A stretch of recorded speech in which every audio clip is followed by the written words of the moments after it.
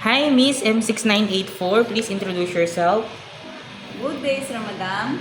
I am Joan Marie Diawan, 39 years old, married and have 3 kids. My work experience is in Doha, Qatar, and finish contract, and my duties there is to take care of the 1-year-old kid and help with the household chores like cleaning, mopping, and ironing the clothes. My second job is in Hong Kong, which I serve 3 members of the family, a couple and a 10-year-old boy. My main duties there is to cook food, bring the kid to school and bring him home back.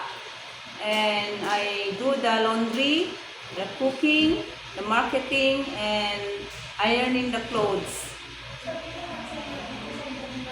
Okay. So you have experience being a helper in Doha, Qatar, and also in Hong Kong. Yes, But you sir. suddenly they break the contract, right? Yes, sir. Okay. And why suddenly they break your contract? During that time, it was the outbreak of the COVID-19 pandemic, and both me and my employer are worried of the situation. So we decided to break the contract and go back to the Philippines. So your employer was worried about what Yes, sir. happened on Yes, that day. sir. That's why your employer sent you go back home. Yes, sir. Okay.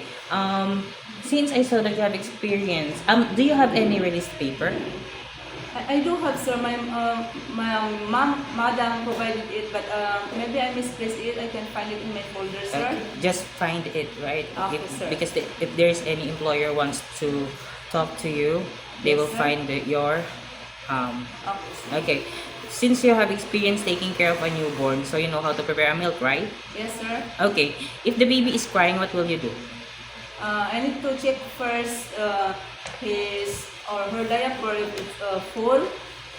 Get her and their temperature, and maybe feed her.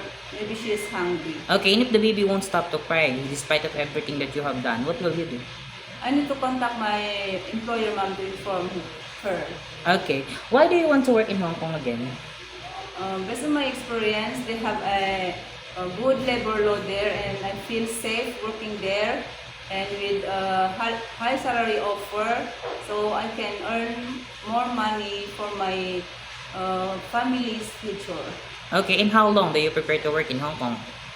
I need to finish my contract first, and if possible, if my employer wants to extend more, and I'm willing to do so. Okay. For sure you have an idea how to prepare Chinese food, right? Yes, sir. Okay, what kind of Chinese food can you prepare?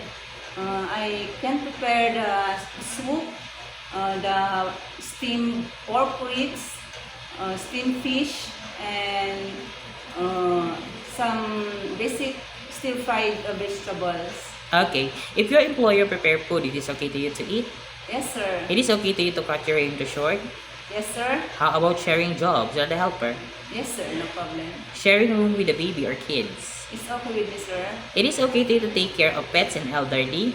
Yes, sir. How about learning their language? I'm willing to learn their language, sir. Okay, my last question is, what will be your message for your dearest employer?